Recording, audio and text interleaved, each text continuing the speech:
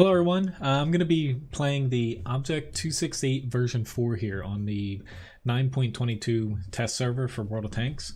Now, this tank's been a little bit controversial because it is replacing the Object 263 at tier 10, while that moves down to tier 9 and they remove the SU 122 54 from the game for now.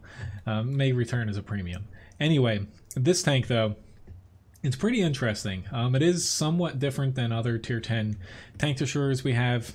Whether or not they should have replaced it, I'll leave that, for a different video. But more or less just going over this specific tank here. It is pretty mobile. Just first glance, it has a pretty good top speed, I believe 55 kilometers an hour. And the power to weight ratio is fairly good when it's stacked up against other heavily armored tank destroyers, like say the T-110E3, the Badger, and even stacked up against the Object 268. Not that that is that heavily armored. It does have more mobility than any one of those. So what you're getting here is a 650 damage gun, so it doesn't do the standard 750 damage you would expect to see from a TD.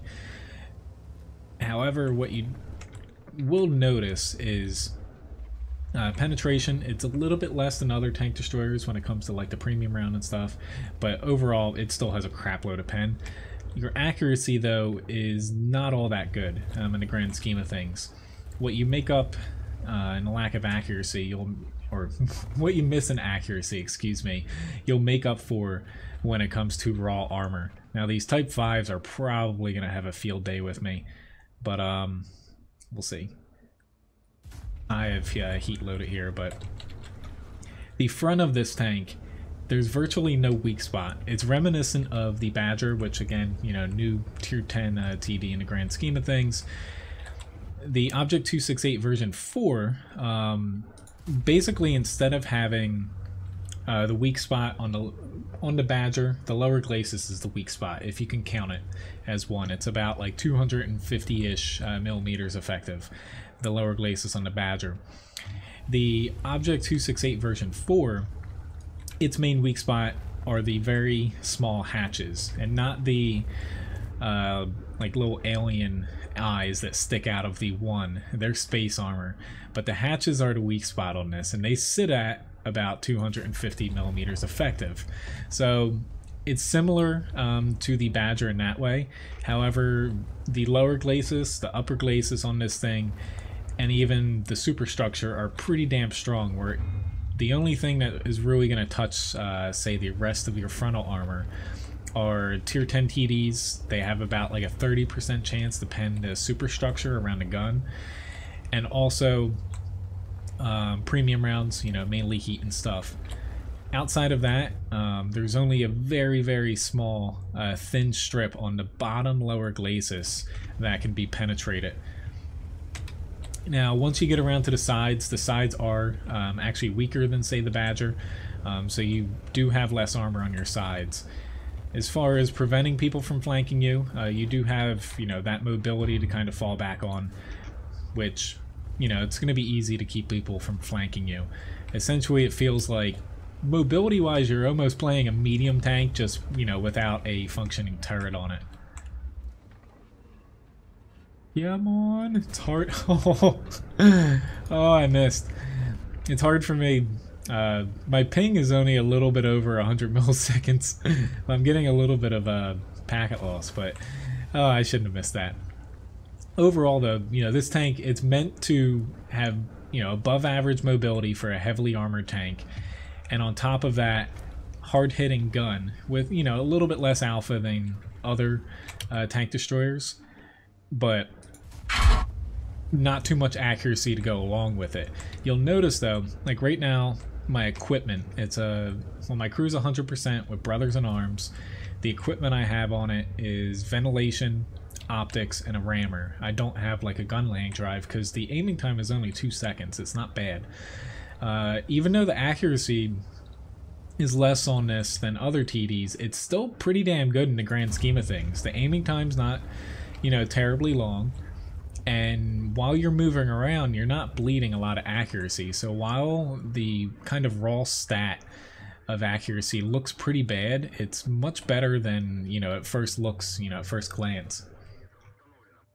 But playing this thing, you know, people are going to have trouble penetrating you. That's kind of the main kind of trick of this tank, is lots of frontal armor. Really, just looking at the hatches here again, I will go over this after the battle. You know, about 250 millimeters effective, like 255 here, and this very small one. But these little bits hanging over the main part of the hatch, they're space armor. You can't actually damage them unless you're shooting like the side of them. There we go. But in a way, like the armor, you know, I would say it's very close to the Badger as far as that thing has insane armor. However, you'll notice with the rear mounted turret, only 5 degrees of gun depression, I believe.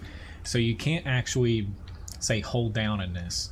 And also, you know, with your superstructure vulnerable to tier 10 premium rounds and the cupolas being really the only weak spot on the front of the tank, you can't really hold down as effectively as, say, the Badger can. But still, it's one of the best armored tanks in the game. And I was a little bit worried as far as the gun goes, like the accuracy and whatnot. But after playing it, it's a lot more accurate than it appears, given that it has decent on-the-move values for the accuracy. Now I will, you know, I'm going to compare this against the Badger, T110E3, and the Object 268. 268 gets thrown in there because it's another Russian TD. The Badger and the T110E3, because they're the two closest tanks I feel like you can get to the Object 268 version 4 now. But just from like initial glances, this tank, I wouldn't be surprised if they tone it back a little bit. It has a lot going for it. It's fast, has a ton of frontal armor, the gun hits hard. DPM is a little bit low, but it's still, you know, overall it has a lot going for it for a tank destroyer. Especially with the mobility and armor kind of combination. But decent match here, 2,500 damage. Didn't, you know, even feel like it was hard there. Even with the test server where you get hit by a ton of premium rounds, this thing just shrugs them off. Going into the comparison though, we have the Object 268 version 4 Badger, T110E3, and the standard Object 268. All 100% cruise, no equipment on them in the comparison here, and you know, nothing as far as like brothers in arms and stuff, just so everything's on equal footing. So starting out, 650 damage for the gun. Let me move my webcam here too quick. So 650 damage, so better than the Badger, less than say the E3, 268, and a lot of other tier 10 tank destroyers. 293 penetration, excellent. Better than, say, the Badger there, a little bit better than the E3 and the 268. Going into the premium round now, you know, tier 10 TDs have insane pen, 260 millimeters on the heat, which is good. It's less than the E3 though, but that has APCR, more than the Badger that has 320 for APCR, but less than the 268 that has 395 millimeters of pen with heat. So 360, it's plenty. Honestly, tier 10 TD premium rounds are overkill for the most part anyway. So getting down to rate of fire, it does have a slow rate of fire, same as the T110E3, but with 100 less alpha. So your DPM actually comes out to be the least out of this comparison here. You start with 100% crew, no equipment, you know, just a little bit over or under 2400 DPM. Whereas, you know, the E3 has, you know, about 368 more than you, 268, 452, and the Badger an insane 1141 more DPM than the Object 268 version 4 here. So that's kind of its main weakness, to where its DPM is lower than other tier 10 TDs. As far as the ones I'm comparing here. However, you know, it does make up for that, given that its armor is very good and it is pretty mobile, so it can get to other spots where these, you know, kind of beefier, the Badger and the E3 heavily armored TDs can't get to. Now, gun traverse doesn't matter too much since, you know, it doesn't have a turret, but it is pretty nifty, the kind of snapshot left and right, because you do have a 12-degree arc. Only the Badger beats it out in this comparison. The -5 degrees of gun depression does come into play to where it is hard to use, much like the Object 268 with -5. However, since the gun is on the back of the 268 version 4, when you're fighting over like hilly and uneven terrain, it's going to be hard to shoot, say like a lower glacis of a tank, stuff like that.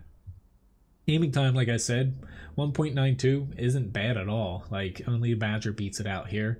And 0.4 accuracy, easily the worst out of this comparison for tier 10 TDs. However, given, you have almost 300 millimeters of pen with your standard round, your gun hits hard, your aiming time's good, and the overall on the move accuracy doesn't seem that bad. It seems better than the 0.4. I was surprised. I could actually see it dropping even further and this tank still being good. Getting down to hit points, 2100, tied with the Badger. Pretty good for a tier 10 TD. I'll get to the armor. Really though, when you're comparing things, like everyone knows the Badger has insane frontal armor, pretty good side armor at that too. With only really the weak spot on the lower plate. T110E3 kind of the same thing, really only a weak spot on the lower plate. There are a couple areas where you could like sneak a shell through a mantlet or like spam gold through like a flat bit of armor with high pen heat, but for the most part, the armor on the 268 version 4 closest to the Badger and the E3. It's just instead of the main weak spot being on the bottom, the lower plate, it's just on that top cupola and that really small cupola area. But I'll get into the armor after the comparison. Speaking about the mobility, it easily has the best mobility out of these tanks, and it's actually better than the Object 268. 55 kilometers an hour top speed, 20 specific power, very strong engine. Traverse speed's a little bit lower than the 268, but still overall pretty good. So it easily blows these tanks out of the water when it comes to mobility. Only the 268's, somewhat close, but even then, higher top speed and a better specific power, not Pacific power. Camouflage, nothing special here. It's got decent camouflage. Like the E3 is kind of lacking behind both the 268 version 4 and the Badger, but the Object 268 proper, does have better camouflage than this new version 4. View range is low at 370. Tied with the Object 268, but much worse than some other tier 10 tank destroyers. I'm going to hop into another battle here to kind of play another match. The armor on this though, looking at the armor, basically I'm going to have to zoom in. I'm actually looking up at the tank here. You can see this on level ground, this very heavily armored flat area here. Like, I wouldn't count that as a true weak spot because it is very small, and most tanks, say you're further out and on level ground, it can be very teeny tiny to hit. Basically that area sits at 100 millimeters thick, 65 degrees, so 237 millimeters effective. So that is technically the weakest area on the front of this tank to penetrate, but it's very hard to hit. So I don't know how reliable that will be as a weak spot, but it is, technically the weakest area. Right above that though, the main bit of armor, people were probably like, oh, there's the lower plate, I'm gonna hit that. That sits at 335 millimeters effective, so no, most things are gonna bounce off of it unless you're shooting gold and get lucky, or you have a tier 10 tank destroyer shooting gold. Upper glacis, again, 342 millimeters effective, not gonna pen that.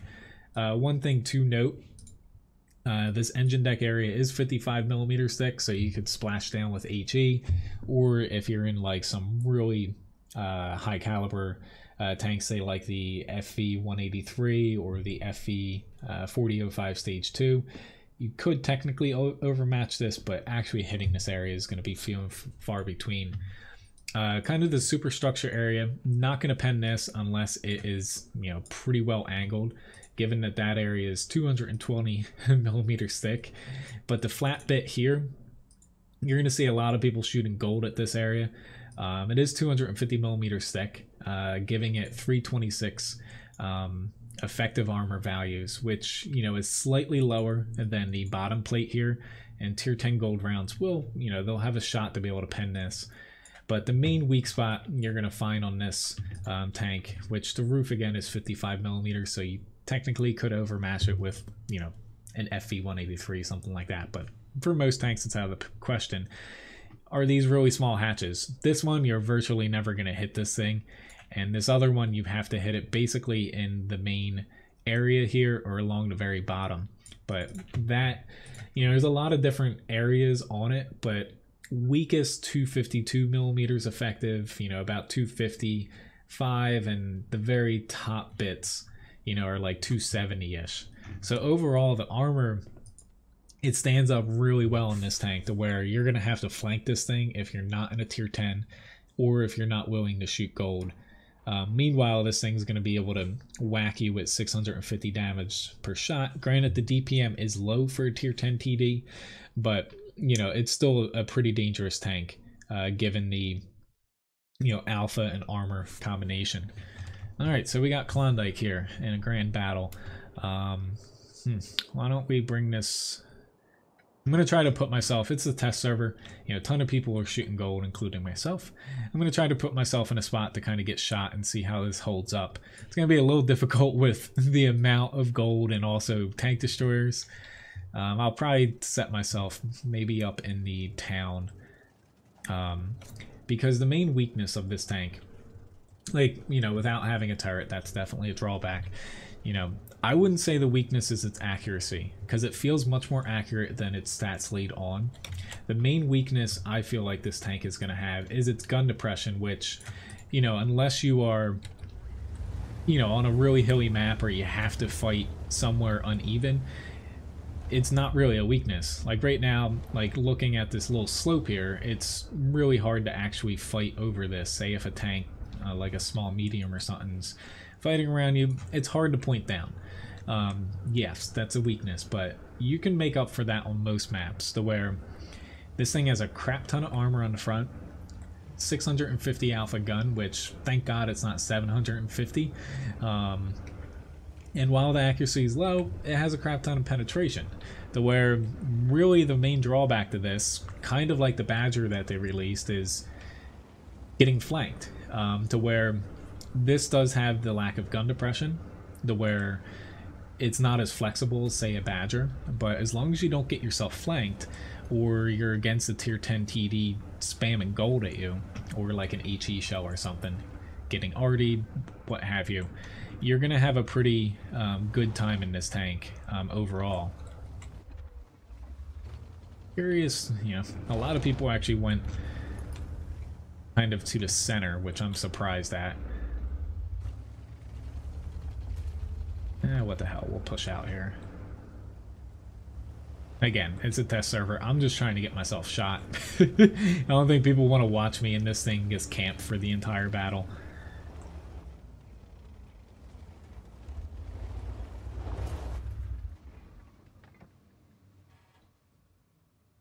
Like, I can't really pin him.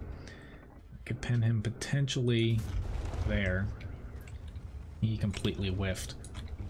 To where, the armor is great, but really the main counter to this is premium rounds from tier 10 TDs. But the mobility is definitely going to be interesting to see how this plays out in the long run, because you're able to get the spots that, say, a T110E3, a Badger, stuff cannot get to. So that's one of the pluses, to where you do lose a little bit of DPM.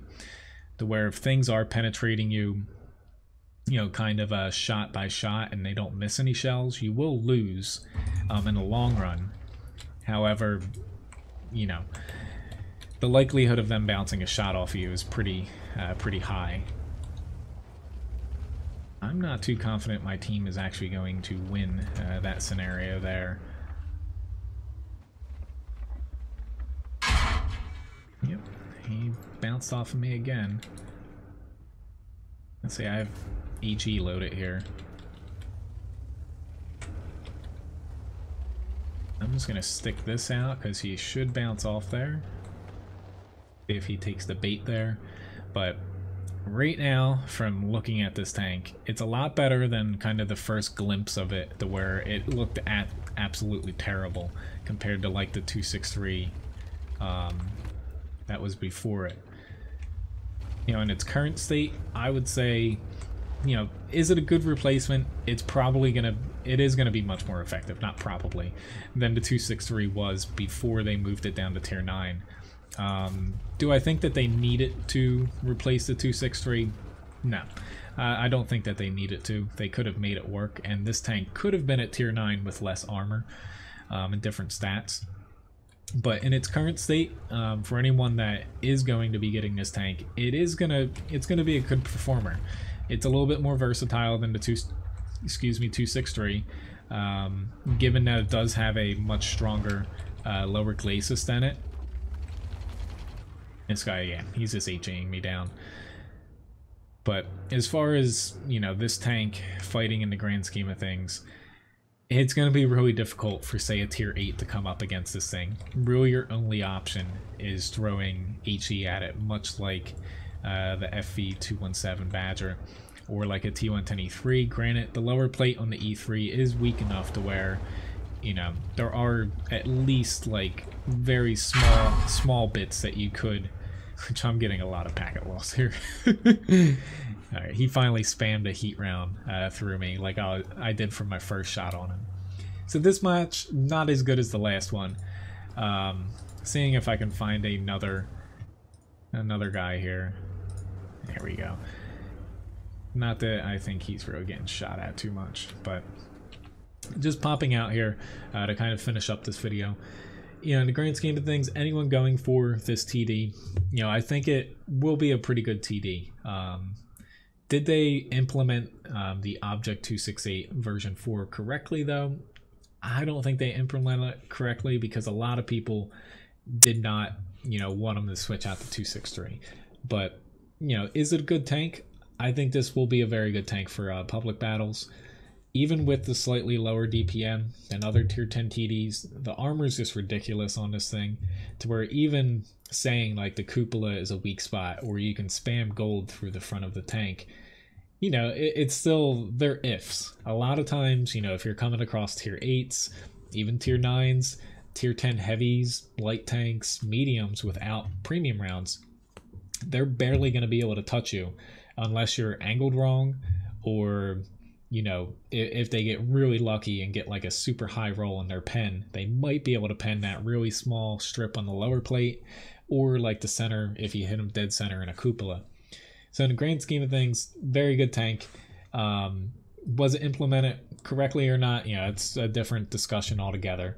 But as far as performance goes, the Object 268 version 4, I actually think it could use a little bit of, say, nerfing just slightly on the accuracy, because the tank does have a lot going for it otherwise, you know. But the closest comparison, if you already have one of them, is probably the Badger. Just think the Badger with higher damage per shot but less DPM, and that's probably the closest, and less gun depression too. That's probably the closest comparison you're going to get before 9.22 comes out. But anyway, thank you very much for watching this video. Hopefully you enjoyed this video about the Object 268 version 4. Have a very nice day. See you around.